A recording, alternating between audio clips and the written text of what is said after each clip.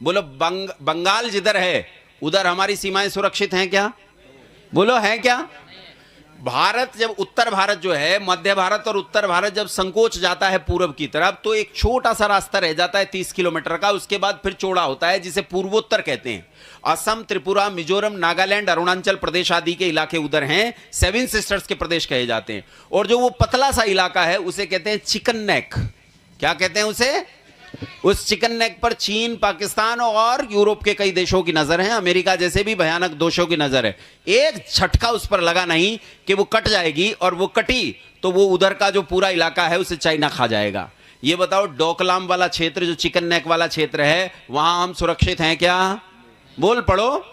ये बताओ, केरल में आज भारत जिंदा है क्या? नहीं है भाई, नहीं है। ये 26 लोग जो पहलगाम में कश्मीर में मार दिए गए, ईमानदारी से बताओ, जम्मू कश्मीर पर हमारा नियंत्रण है क्या? नहीं है, नहीं है। ये देश के अंदर के राज्यों की स्थितियां हैं, और ऐसी स्थिति में हम अपने राष्ट्र की कैसे स्थिति को सुधारें और कैसे बढ़िया करें, कैसे बचाएं, ये विचार करना होगा। अच्छा, मुझे ये बताओ, हमसे जम्मू कश्मीर का कुछ हिस्सा टूटकर अलग हुआ, और उससे परे के पंजाब का हिस्सा टूटकर अलग हुआ, अलग पाकिस्तान बना, अलग देश बना। आज वो पाकिस्तान हमारा मित्र है कि शत्रु है? बताओ।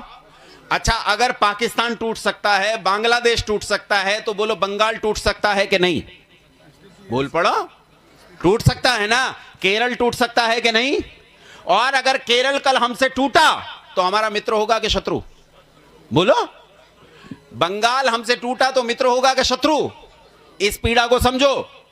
जब सेकंड वर्ल्ड वार हुआ तो सेकंड वर्ल्ड वार के बाद जर्मनी और जापान को कैसे नियंत्रण किया जाए, इसे मित्र राष्ट्रों ने सोचा। जापान का नियंत्रण कर लिया गया, उसकी सेना छीनकर। जर्मनी को नियंत्रण करने के लिए उन्होंने कहा कि इसके 2 टुकड़े कर दो, वो टुकड़े हमेशा आपस में लड़ते रहेंगे, फिर दुनिया के लिए खतरा नहीं बनेंगे। और जर्मनी के 2 टुकड़े कर दिए गए। अब जर्मनी किसी के साथ नहीं लड़ता, वो आपस में लड़ते रहते हैं। कोरिया के 2 टुकड़े कर दिए गए। कोरिया किसके साथ लड़ता है कि आपस में लड़ता है? आपस में लड़ता है। भारत के 2 टुकड़े कर दिए गए। अब बताओ, भारत किसी और के साथ लड़ता है कि भारत और पाकिस्तान लड़ते हैं? आपस में लड़ते हैं। अगर केरल भारत से टूटा तो केरल और भारत भी एक और पाकिस्तान भारत होंगे। अगर बंगाल भारत से टूटा तो बंगाल और भारत भी अलग अलग होंगे और एक दूसरे के शत्रु होंगे। इस बार वामपंथियों की योजना है भारत को 37 टुकड़ों में तोड़ देने की। देश निश्चित रूप से उन्नति कर रहा है, लेकिन कब? ये ऐसी स्थिति है जैसे हमारे हाथ में कांच का एक मर्तबान है जो बहुत सुंदर है, जिस पर कमाल के फूल हैं। हमने इस पे काम करके इसे बहुत सुंदर से बनाया है, लेकिन अगर ये कांच का मर्तबान हमारे हाथ से छूटकर फर्श पर गिर पड़ा तो टुकड़े टुकड़े हो जाएगा। ये भारत भी इसी दशा में है। बनाया बहुत सुंदर है हमने गुलामी से छूटने के बाद, लेकिन ये कांच के मर्तबान की तरह अभी लोहे का नहीं बना है। जब तक लोहे का नहीं बन जाता, इसकी रक्षा करने की जरूरत है। बोलो, अपने राष्ट्र की रक्षा करनी चाहिए कि नहीं? कैसे करोगे? कैसे करोगे? कौन करेगा इस राष्ट्र की रक्षा? सोचो, कौन करेगा इस राष्ट्र की रक्षा? मेरी ओर ध्यान दो। राष्ट्र की रक्षा कौन करेगा? अच्छा, ये बताओ, बाबा करेंगे? अब माताओं से पूछते हैं, बाबा का तुम्हें क्या पता? बाबाओं का माताओं को पता है। तुम्हारे बाबा करेंगे राष्ट्र की रक्षा? बोलो, करेंगे। अच्छा, ये बताओ, बाबा राष्ट्र रक्षा की बात करते हैं, एक आध दो करते भी हैं, मैं मना नहीं करता हूं। जो करते हैं वो भले हैं, ईश्वर उनका कल्याण करे और हमें उनका सहयोग बनाए रखे। हम भी उन्हें सहयोग करें और वो भी हमसे सहयोग ले, हमें उसमें कोई आपत्ति नहीं। लेकिन मैं अधिकांश की बात कर रहा हूं, अधिसंख्य की बात कर रहा हूं। ये बताओ, बाबा दुकान चलाते हैं या राष्ट्र रक्षा की सोचते हैं? बोलो, क्या करते हैं? हाँ, ठीक बात है, दुकान चलाते हैं बाबा। बाबा को अपनी दुकान चलानी है। इसके अलावा जो बचा हिंदू है, हिंदू इस राष्ट्र की रक्षा कर सकता है क्या? बोलो। अच्छा, हिंदुओं में जाति एक है कि अनेक हैं? अच्छा, जाति भी कैसे हैं? बोलो। ब्राह्मण हैं, राजपूत हैं, चमार हैं, जाट हैं, गुजर हैं, पाल हैं, कश्यप हैं, अहीर हैं, ये हैं। ये भी एक जगह नहीं है। तुम्हें पता है ब्राह्मण कई प्रकार के होते हैं कि नहीं? अरे पता नहीं कौन कौन से। मेरे से आके कोई बात करने लगा, बोले जी आप ब्राह्मण हैं, अब क्या करें? तो मुंडी हिला दी। मैंने कहा हाँ भाई हैं। बोले कौन से? वही वाले हैं जो हमारे माता पिता थे। तो बोले नहीं, वो वाले नहीं। ये बताओ, सारस्वत हो, कान्यकुब्ज हो, गौड़ हो, ये हो, वो। मैंने कितने हैं? बोले 59 हैं। एक बिरादरी के 59 हिस्से। तुमने यादव सुने? यादव, अहीर सुने हैं? इनकी 17 कुरियां हैं, 17 कुरियां। और इन्हीं में आपस में एक दूसरे को अपनी थाली में खाने नहीं देता, अपने घर में घुसने नहीं देता, अपने मंदिर में बढ़ने नहीं देता। यहां मेरे पीछे जाट बैठे होंगे, मैं पीछे नहीं देखूंगा, पिटूंगा। बैठे होंगे ना जाट, बैठे होंगे, आगे भी बैठे होंगे जाट। अच्छा ये बताओ, जाट एक ही होते हैं कि दो होते हैं? दो हैं, एक पूरे हैं और एक आधे हैं, और आपस में रोटी बेटी का संबंध ऐसा है कि नहीं है? अच्छा बताओ, गुजर भी दो हैं कि नहीं है? बनिए भी दो हैं कि नहीं? हमारी तरफ आ जाना, दिखा देंगे। बनियों में भी दो हैं कि नहीं है? सब बिरादरियां दो दो जगह बटी हुई हैं। कहते हैं जी ये तो नीचे हैं, ये ढहे हुए हैं, गिरे हुए हैं, हम पूरे हैं। और ताज्जुब की बात यह, मैं चमारों में गया तो मैंने कहा भैया वो लड़की है, उनसे वहां विवाह कर लो अपने लड़के का। बोले जी उनके साथ थोड़े करेंगे हम। मैंने कहा क्यों? बोले वो तो बहुत नीचे के चमार है। मैंने कहा तुम? बोले हम तो ऊपर के चमार हैं, इसमें भी ऊपर नीचे है। बोले जी वो तो रविदासियां हैं, वो तो जटिया चमार हैं, वो तो चमड़ा उतारने वाले, हम थोड़े वो हैं, हम दूसरे हैं। भाई गजब की बात है, जातियों में नहीं बटे, हम उपजातियों में बटे हैं। महाराष्ट्र में 4.5 लाख जातियां हैं, अकेले महाराष्ट्र में। भारत में 47 लाख से ज्यादा जातियां हैं। अब मुझे यह बता दो, इतनी जातियों और उपजातियों में बटा हुआ हिंदू इस राष्ट्र की रक्षा कर सकता है क्या? इस समय देश में एक राज्य में इलेक्शन चल रहा है। कौन सा राज्य? बिहार। बताओ किस आधार पे इलेक्शन हो रहा है? विकास के आधार पे या जाति के आधार पे? बोलो। हाँ, हमारी जब राष्ट्रपति बनती है तो हम ये नहीं देखते कि राष्ट्रपति कितनी योग्यता वाली है, हम देखते राष्ट्रपति बोलो कौन है। अरे बोलो राष्ट्रपति कौन है हमारी अभी? है क्या नाम है? द्रौपदी मुर्मू। और ये कौन है? आदिवासी। ने पता है, हम ये ढूंढते हैं कि इसकी जाति क्या है, हम ये ढूंढते हैं इसकी जाति। प्रधानमंत्री कौन है? ये पिछड़ा है, एससी है, अल्पसंख्यक है, ये हम जातियां ढूंढते हैं। हमारे यहां अधिकारी आता है जी, अब की बार डीएम साहब आए। डीएम अच्छा कौन है भाई? डीएम को ढूंढते हैं। डीएम कौन है? चमार। चमार है, छोड़ रहने दे। मतलब चमार रहे तो वो मेरे काम का नहीं। ब्राह्मण नहीं आया बहुत दिन से, जाट नहीं आया बहुत दिन से। हम अधिकारियों में जातियां देखते हैं, नेताओं में जातियां देखते हैं। अच्छा ईमानदारी से बताओ, हमारे यहां जो सांसद और विधायक है, हम उसकी जाति देखते हैं कि नहीं देखते? देखो ऐसे मत बैठो जैसे तुम कितने सात्विक लोग हो। देखते हैं कि नहीं देखते? देखते हैं। और तुम्हारे अभिमान की पूंछ तुम्हारे पीछे लगी हुई है, मेरे नाम में भी है। क्या नाम है? योगेश भारद्वाज है। भारद्वाज से मैं लाख कहूं कि ये मेरा गोत्र है, लेकिन ये बताओ सूचना मिल रही है कि नहीं मिल रही कि मैं किस वर्ग से हूं? सूचना मिल रही है कि नहीं? हालांकि मेरे नाम में नहीं है भारद्वाज, ये जबरदस्ती जोड़ा गया षड्यंत्र पूर्वक। मेरे नाम में नहीं। मेरी मां ने तो मेरा नाम योगेश विद्यार्थी रखा है। अब कोई कुछ ही जोड़ दे, जो समझ में आए वो जोड़ दे भैया, मेरा नाम ये है ये नहीं। अब ये षड्यंत्र पूर्वक जोड़ दिया, लेकिन ये सबके पीछे जुड़ी है ये पूंछ, और यही पूंछ बन जाती है हमारी मूंछ, और फिर ये मूंछ आपस में उलझ जाती है। हैं? ये जाट है, ये गुजर है। मैं जाट को कैसे सहन कर लूं? मैं जाट को सहन नहीं करूंगा। अरे मैं ब्राह्मण है, जाट गिनेंगे, गिनती में नहीं है हमारी भाई। गुजर, मैं जिस वर्ग से आता हूं वो तो समझते हैं साक्षात ब्रह्मा से हम ही उत्पन्न हुए। सीधे ब्रह्मा से अगर कोई उत्पन्न हुआ है तो हम हुए। तुम कौन कीड़े मकोड़े? तुम्हें कौन गिनेगा? हम नहीं गिनते। इतनी जातियों में बटा हुआ हिंदू इस राष्ट्र की रक्षा कर सकता है क्या? ईमानदारी से बताओ, कर सकता है? जातियों में बटा हुआ हिंदू इस राष्ट्र की रक्षा नहीं कर सकता। ये इन्हीं जातियों में लड़के मर जाएगा नेता, इसे इन्हीं में लड़वा के मार देंगे। और ये बताओ, हमारा भगवान एक है कि न्यारे न्यारे? बोलो। हाँ, इधर कौन है? इधर कौन है? भरतपुर के आसपास ब्रज क्षेत्र में। बोलो बांके बिहारी की। हाँ, सब सीख रखा है। यहां बांके बिहारी है, लेकिन जहां मैं रहता हूं वहां बांके बिहारी नहीं है। वहां हर हर महादेव, वहां अलग है। और हमारे यहां नहीं चलेगा ये। तुम्हारा वाला हमारे यहां किसी काम का नहीं है। हमारी रक्षा केवल महादेव करेंगे, हमें किससे लेना देना नहीं है। लेकिन तुम बंगाल में चले जाओ, वहां दुर्गा मैया की जय हो, वहां नया है। और मैं तो ये कहता हूं केवल इतने नहीं हैं जितने हैं। हम हर साल एक नया भगवान लॉन्च करते हैं। पुराना भगवान पुराना हो जाता है और हर साल एक नया भगवान लॉन्च करते हैं। मैं तुम्हें सच बताऊं, कई भगवान उम्र में मुझसे छोटे हैं, मेरे आगे पैदा हुए। मैं 7वीं कक्षा में था तो संतोषी माता नाम की एक देवी पैदा हुई थी।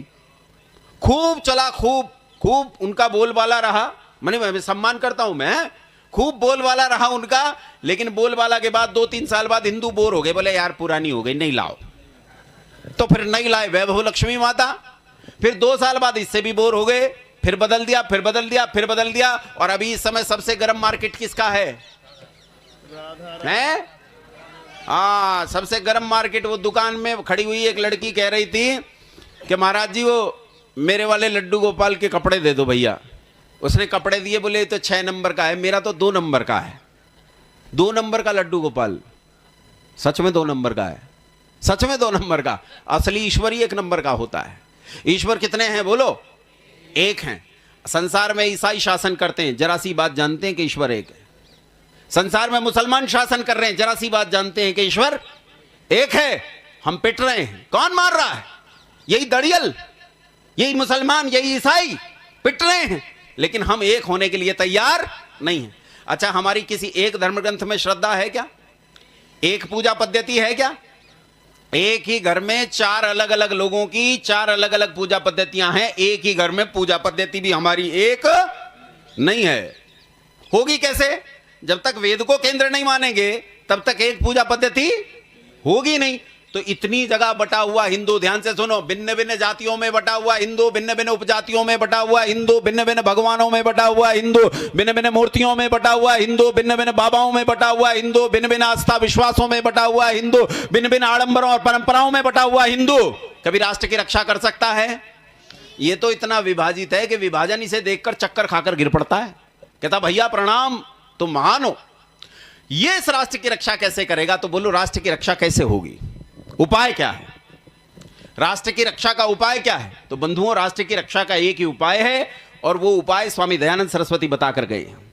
जब तक तुम्हारी एक ईश्वर, एक धर्म ग्रंथ, एक पूजा पद्धति, एक आस्था विश्वास, एक भाषा, एक विचार जब तक नहीं होगा, तब तक राष्ट्र की रक्षा संभव नहीं है। संगच्छध्वम संपदध्वम संवो मनांसी जानताम देवा भागम यथा पूर्वे संजानाना उपासते। जब तक हमारे मन एक जैसे संकल्पों से न भरे हुए हो, हमारी वाणी एक न हो, जब तक हमारे कर्तव्यों में कर्म एक सा न हो, तब तक हम राष्ट्र की रक्षा नहीं कर सकते। बंधुओं, अब ये करने के लिए उपाय क्या हो सकता है? अच्छा, मेरा समय तो गया है हो, लेकिन अगर आप कहो तो मैं 5-7 मिनट और ले लूं? बोलो ले लूं? तो 5-7 मिनट आपने दे दी और 5-7 मिनट में छीन लूंगा, पूरा कर लूंगा। मैं मुजफ्फरनगर का आदमी इतना तो कर ही सकता हूं। सुनो ध्यान से, राष्ट्र की रक्षा का प्रोसेस क्या हो सकता है, सावधानी से सुनो। एक छोटी सी कहानी सुनाता हूं। इस कहानी माताओं ध्यान से सुनो, इधर एक छोटी सी कहानी सुनाता हूं। कहानी यह है कि इस दुनिया में एक बहुत भयंकर युद्ध हुआ, जो आखिरी विश्व युद्ध था, जिसे सेकंड वर्ल्ड वॉर कहा जाता है। सेकंड वर्ल्ड वॉर में जो हुआ उसे तो एक तरफ रखो, मुझे एक ही चीज से मंतव्य है, इसलिए वही बताऊंगा। सेकंड वर्ल्ड वॉर में जापान ने इंग्लैंड पर बहुत भयंकर हमले किए जर्मनी की साइड से, और वो हमले इतने खतरनाक थे कि इंग्लैंड की सारी जो इंफ्रास्ट्रक्चर थी, जो बिल्डिंगें, सड़कें और जो भी उनका बनावट थी, वो सब नष्ट हो गई। ऐसे में इंग्लैंड को अपने इंफ्रास्ट्रक्चर को दोबारा कंस्ट्रक्ट करना था, पैसा खूब था, हम जैसे लोगों को लूटा था, पैसा खूब था। तो उन्होंने क्या किया, साउथ एशिया और मिडिल ईस्ट से सस्ते मजदूरों के तौर पर मुसलमानों को भरकर लेकर गए। अंग्रेज लोग मुसलमानों को भरकर लेकर गए और वहां मजदूरों के तौर पर उन्होंने इंग्लैंड में उन्हें बसा दिया। मजदूर के तौर पर उनकी बिल्डिंगें, उनकी सड़कें बनाते रहे ये, और बनाकर जब वो इंफ्रास्ट्रक्चर पूरा हो गया तो ये वहीं रहने लगे, वहीं जीविका यापन करने लगे। फिर इन्होंने अपने रिश्तेदारों और मित्रों को वहां बुलाना शुरू किया, और इतनी बड़ी मात्रा में घुसपैठ इंग्लैंड के भीतर हुई कि एक बड़ी मात्रा में मुसलमान इंग्लैंड के भीतर भरने लगा। इंग्लैंड में सबसे ज्यादा मुसलमानों का अतिक्रमण और घुसपैठ हुई, ये घुस गए उसके भीतर। जब इंग्लैंड को यह समझ आई कि यह मामला बिगड़ रहा है और बाहर से घुसपैठिए बहुत आ रहे हैं, तो उसने अपनी इमिग्रेशन पॉलिसी को, जो दुनिया में सबसे उदार थी, उस इमिग्रेशन पॉलिसी को थोड़ा सा कठोर किया और देश में घुसने के नियमों पर कुछ प्रतिबंध लगाए, लेकिन तब तक बहुत देर हो चुकी थी। दूसरी बात यह है कि इंग्लैंड समुद्र के बीच में है, इसलिए इलीगल इमिग्रेशन भी बहुत हुआ। समुद्र के रास्ते वो अवैध तरीके से देश के भीतर घुसे, और उसका परिणाम यह निकला कि उन्होंने लंदन और ऐसे ही न जाने कितने शहरों में अपने हब तैयार कर लिए, और मुसलमान बड़ी संख्या में यूके के भीतर बस गए। यूके के 3 हिस्से हैं, इंग्लैंड, स्कॉटलैंड और एक वेल्स। ये 3 हैं। इनमें वेल्स और स्कॉटलैंड, इन दोनों को छोड़ के जो इंग्लैंड है, उस इंग्लैंड पर आज पूरे पर मुसलमानों का कब्जा हो चुका है। लंदन में इस बार 5वीं बार मेयर लंदन शहर का मुसलमान बना है और अब बदल नहीं सकते, वो मुसलमान ही बनेगा। तीसरी बार गृह मंत्री उनका मुसलमान बना है, उनकी औकात नहीं है वो बदल दें। अब मुसलमानों ने वहां की जो 2 पार्टी सिस्टम है उसे छोड़कर, उससे अलग उन्होंने निर्दलीय इलेक्शन लड़ना शुरू कर दिया है। उनकी आबादी इतनी बढ़ गई है कि उन्हें कोई हरा नहीं सकता। और मैं लिख के देता हूं, स्टैंप पेपर लाओ, मैं लिख के देता हूं, 2025 चल रहा है, 2050 तक इंग्लैंड एक इस्लामिक मुल्क होगा, एक इस्लामिक देश होगा। जिस देश को कहा जाता था उसका सूरज कभी नहीं डूबता, वो 25 साल के भीतर एक इस्लामिक देश होगा। तुम्हारे पास भी स्थिति यही है। बोलो है कि नहीं है, हां कि ना? ऐसा है कि नहीं है? आज हमारे देश में जितनी भयंकर घुसपैठ है, अकेले बांग्लादेश और ये नेपाल वाला उत्तर प्रदेश का बॉर्डर, नेपाल वाला बॉर्डर, क्योंकि वो वहां से पाकिस्तान से आते हैं नेपाल के माध्यम से और भीतर घुसते हैं। 5 जिले, बहराइच है, लखीमपुर खीरी है, ये जो जिले हैं बलरामपुर वगैरह, यहां के माध्यम से वो भीतर घुस रहे हैं। 28% मस्जिदें और मदरसे और 32% आबादी वहां पिछले 10 साल के भीतर बढ़ी है इन 5 जिलों में। और इन 5 जिलों के माध्यम से और अकेले बंगाल के माध्यम से भारत में 6.25 करोड़ घुसपैठिए घुसे हैं। 6.25 करोड़ घुसपैठिए पिछले 10 साल में। अब इसी तेजी से अगर ये घुसते रहे और भारत के भीतर जनसंख्या विस्फोट इन्होंने कर ही रखा है। हम 5, हमारे 25, तुम्हारा तो दूसरा है, बच्चा ना बच्ची नींद आए अच्छी, और उनका क्या है, हम 5 का मतलब 1 पति और 4 पत्नियां, बच्चे नहीं हैं, 1 पति और 4 पत्नियां, और इनसे इतने बच्चे पैदा होंगे, टोटल संख्या कितनी हो जाए, 25। तो उनके सीधे लक्ष्य हैं, हम 5, हमारे 25, ये सीधा लक्ष्य है उनका। और वो उस तेजी से जनसंख्या विस्फोट कर रहे हैं, बाहर से घुसपैठ हो रही है। तुम्हारे पास 30 से 50 साल के बीच का समय है इस देश को इस्लामिक कंट्री बनने के लिए दोबारा। अब तुम्हें क्या करना है ये तुम सोचो, और इस काम को अगर करना है तो तुम्हें 2 काम करने होंगे। यहां ध्यान दो माताओं, तुम्हें अगर बचना है तो 2 काम करिए। तुम समझ लेना कि जब कोई देश गुलाम होता है तो सबसे ज्यादा अपमान, बेइज्जत, कष्ट और दुख किसे होता है? किसे भोगना पड़ता है?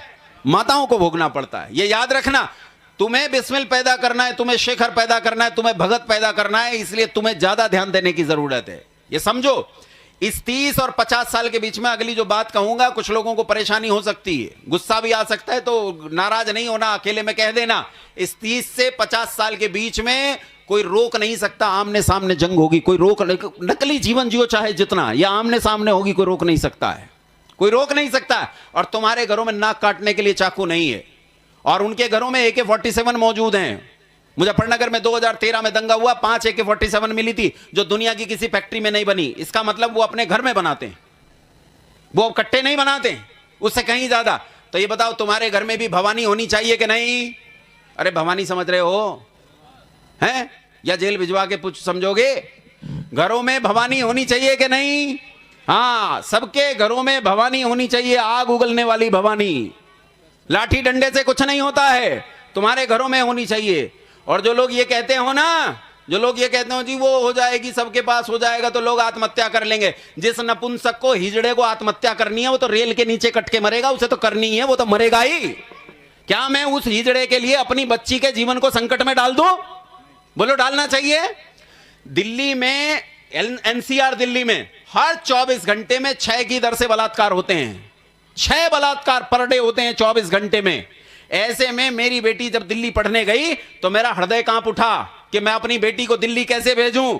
तो मैंने उसके पर्स में चुपके से भवानी रखी। मैंने कहा, बेटा इसे लेकर जा, चलाना तुझे सिखा दिया है, इस्तेमाल करना। घर वाले नाराज हो गए, बोले क्या कर रहा है?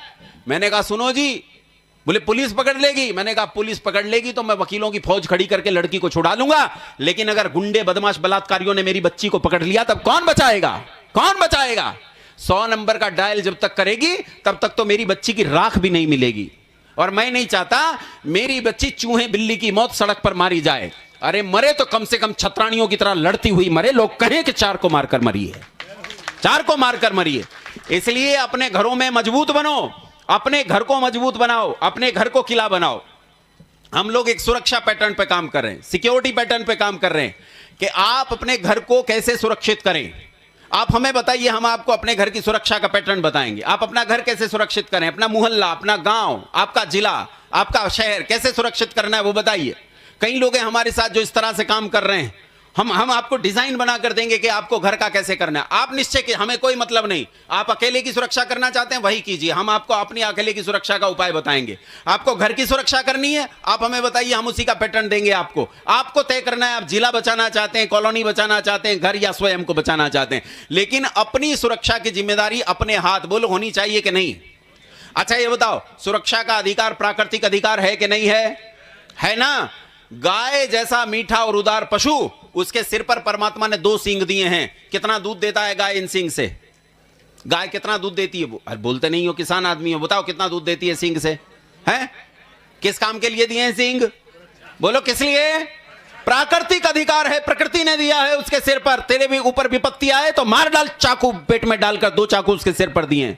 चींटी जैसा छोटा सा जंतु, उसके ऊपर दबाव डालो क्या करता है?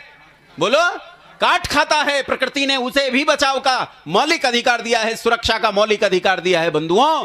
लेकिन मेरी बेटी के पास सुरक्षा का मौलिक अधिकार बुद्धि है, बुद्धि।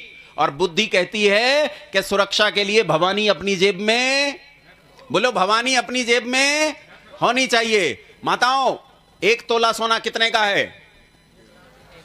अरे 1 लाख का तो बहुत महंगा हो गया। कितना है भाई? 1,30,000 का। 1,30,000। मैं तुम्हें यह कहता हूं, 1 लाख से ऊपर जितना पैसा है सोने में, उतने में भवानी आ जाएगी। 25 से 30,000 रुपए में भवानी आ जाएगी। मैं सोने के लिए मना नहीं कर रहा हूं। सोना रखो, चांदी रखो, हीरे रखो, जवाहरात तो रखो घर में, लेकिन घर में थोड़ा सा लोहा भी जरूरी है। बिना लोहे के चांदी और सोने की सुरक्षा कौन करेगा? कैसे करोगे बिना लोहे के सुरक्षा? इसलिए लोहा खरीदना चाहिए। बोलो खरीदना चाहिए कि नहीं? आग उगलने वाला कैसा लोहा होना चाहिए? लाठी डंडे ने, बात समझ रहे हो? वहीं बिल्कुल एकदम वहीं लग रही है। हाँ, सबके पास अपना अपना लोहा होना चाहिए। लोहा बहुत जरूरी है ये सुरक्षा के लिए। दूसरा सुनो, जल्दी से मेरी ओर ध्यान दो। ये समाज बुरी तरह विद्रूप है। इस समाज को बचाओगे कैसे? इस समाज को बचाने का उपाय क्या है आपके पास? तो इस समाज को बचाने का दूसरा उपाय आपके पास है शिक्षा। क्या है बोलो? शिक्षा। अगर तुमने शिक्षा पर ध्यान नहीं दिया तो भी इस राष्ट्र की रक्षा नहीं कर पाओगे, लंबा नहीं जा पाओगे। क्योंकि इस समय वर्तमान में जो इस देश में शिक्षा चलती है, इस देश की वर्ण व्यवस्था को बिगाड़ना, आश्रम व्यवस्था को बिगाड़ना, यह शिक्षा ने किया है। हां कि ना? ऐसा है कि नहीं? इस देश में एक व्यक्ति आए थे जिनका नाम था थॉमस बेबिंगटन मैकॉले। इनके साथ Jim Mills, Wilberforce, Adam Williams, madam Montessori, यह पूरा दस्ता आया था। इन लोगों ने मिलकर इस देश की शिक्षा व्यवस्था को बदला और पूरी तरह बदल कर रख दिया। और शिक्षा व्यवस्था के बदलने का परिणाम यह निकला कि आज हमारी वर्ण व्यवस्था समाप्त हो गई, आश्रम व्यवस्था समाप्त हो गई, पुरुषार्थ चतुष्टय समाप्त है, हमारी वेद पर श्रद्धा समाप्त है, अपने इतिहास पर श्रद्धा समाप्त है, हमें स्वयं के गौरव पर भी श्रद्धा नहीं है। दयानंद ने क्या किया? यही गौरव हमारे बीच में जगाया, इसी गौरव को हमें वापस लौटाया। और बंधुओं, इसे लौटाने के लिए हमें शिक्षा पर काम करना होगा। और आर्य समाज ने संसार में सबसे ज्यादा जिस चीज पर काम किया है वो क्या है? शिक्षा। अच्छा, मैं आपसे पूछना चाहता हूं, आज जो शिक्षा इस देश में चल रही है, इस शिक्षा में हमारे ही संस्कृति को सिखाने का कोई विचार मौजूद है क्या? है कोई विचार मौजूद? कोई विचार मौजूद नहीं है। क्या सिखाया जाता है तुम्हें? Twinkle twinkle little star, how I wonder what you are, up above the world so high like a diamond in the sky, twinkle twinkle little star. पृथ्वी से 13 लाख गुना बड़ा सूरज है जिसे स्टार कहते हैं। कह रहे हैं लिटिल स्टार, लिटिल स्टार है। हमारे यहां छुटपन में, उत्तर प्रदेश से हूं मैं, उत्तर प्रदेश में कहानी की किताब आती थी, कविताओं की किताब आती थी। उसमें कविता थी, देखो कार्य कारण का विज्ञान कितना सुंदर है। उसमें लिखा था, जिसने सूरज चांद बनाया, जिसने फूलों को महकाया, जिसने तारों को चमकाया, हम उस ईश्वर के गुण गाएं। कार्यकर्ता सिद्धांत है कि नहीं है? विज्ञान है कि नहीं है? आज वो विज्ञान समाप्त कर दिया गया, वो कहानी किससे नहीं है। और बच्चों को क्या सिखाया जाता है? बच्चों को सिखाते हैं Johnny Johnny yes papa, eating sugar no papa, open your mouth ha ha हा। बेशर्मी सिखाई जा रही है। एजुकेशन के 2 स्तर होते हैं, एजुकेशन का एक स्तर होता है एकेडमिक एजुकेशन और दूसरा होता है लाइफ एजुकेशन। एकेडमिक एजुकेशन तो है, मैं मना नहीं करता कि साइंस नहीं है, मैथमेटिक्स नहीं है, वो है। एकेडमिक एजुकेशन तो है, लेकिन आज लाइफ एजुकेशन नहीं। संस्कारित बच्चे भी एक हाथ से पांव छूते हैं। आज पांव छूने की परंपरा लगभग समाप्त हो गई है, हाथ जोड़कर प्रणाम करने की परंपरा लगभग समाप्त हो गई है, और ये परंपराएं इतनी समाप्त होती जा रही हैं कि विलक्षण तरीके से नष्ट होती जा रही हैं। इसलिए जरूरी है कि हमारे सिद्धांत वापस लौटें, हमें अपनी शिक्षा को बदलना पड़ेगा। शिक्षा के 3 उद्देश्य होते हैं, ध्यान से सुनो। शिक्षा के 3 उद्देश्य। शिक्षा का पहला उद्देश्य होता है विद्या तक ले जाना। कहां तक ले जाना बोलो? विद्या वेद को कहते हैं। विद्या किसे कहते हैं? वेद को। विद्या तक लेकर जाना, यह पहला उद्देश्य है। सा विद्या या विमुक्तये, जो बंधनों से छुड़ा दे उसका नाम विद्या है, यानी मोक्ष तक लेकर जाना, मुक्ति तक लेकर जाना, यह शिक्षा का पहला उद्देश्य है। मनुष्य को मनुष्य बनाना, यह शिक्षा का पहला उद्देश्य है। दूसरा उद्देश्य है सिविक सेंस पैदा करना, नागरिक शास्त्र की समझ पैदा करना, व्यक्ति के भीतर नागरिकता का विकास पैदा करना, सभ्यता का विकास करना। और तीसरा उद्देश्य रोटी होता है। सबसे नीचे का उद्देश्य क्या है? रोटी। आइए बताओ, आज हमारी शिक्षा का उद्देश्य क्या रह गया? एकमात्र केवल रोटी। हमें रोटी के अलावा किसी चीज से कोई मतलब नहीं। सिविक सेंस गजब का है हमारा। सड़कें गंदी, नालियां गंदी, चौराहे गंदे, तिराहे गंदे, नदियां गंदी, पहाड़ गंदे, गांव गंदे, शहर गंदे। मूंगफली खाता जा रहा है, छिलके फेंकता जा रहा है, उसे कोई मतलब नहीं है। वो उस जगह को अपनी नहीं जानता है, उसके भीतर सभ्यता है ही नहीं। वो सभ्यता जानता ही नहीं है किसे कहते हैं, क्योंकि शिक्षा में शामिल उसे नहीं सिखाया जाता खाया कैसे जाता है, पिया कैसे जाता है, सोया कैसे जाता है, जागा कैसे जाता है, क्या कैसे किया जाता है, उसे कोई जानकारी नहीं। मेरी बात को पॉलिटिकल बुद्धि से समझने का प्रयास मत करना, मानवीय बुद्धि से समझने का प्रयास करोगे तो बात समझ में आएगी। इस शिक्षा में से लाइफ एजुकेशन खत्म है।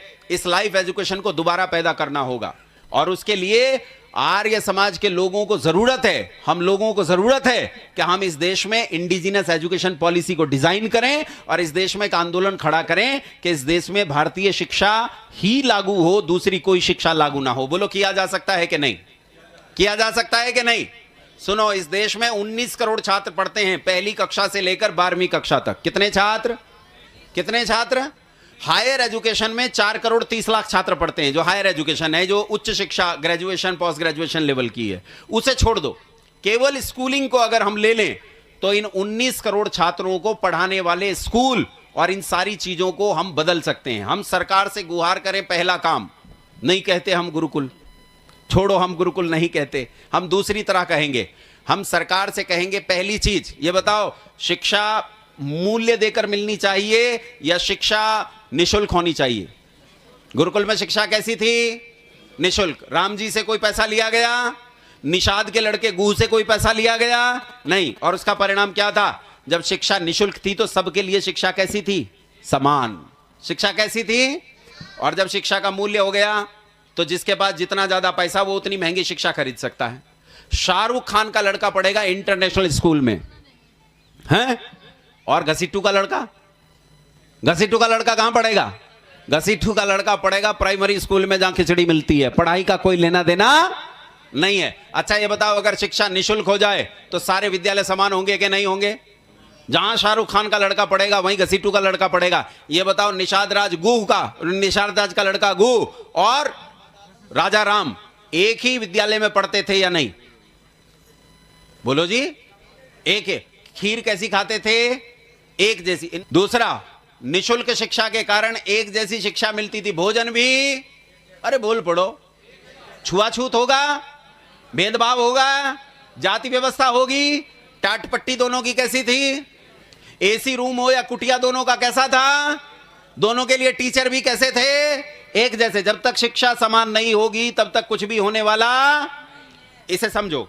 एक ये विद्यालय जहां दुनिया की सबसे महंगी शिक्षा है, एक ये विद्यालय जहां बच्चा धूल फांक रहा है, उसके अध्यापक गए जनगणना करने, कोरोना के टीके लगाने, लंपी की गाय गिनने, वहां तो पढ़ाई लिखाई का कोई लेना देना नहीं, और ये दुनिया के सबसे बेहतरीन माहौल में पढ़ा, दोनों ने शिक्षा प्राप्त करी।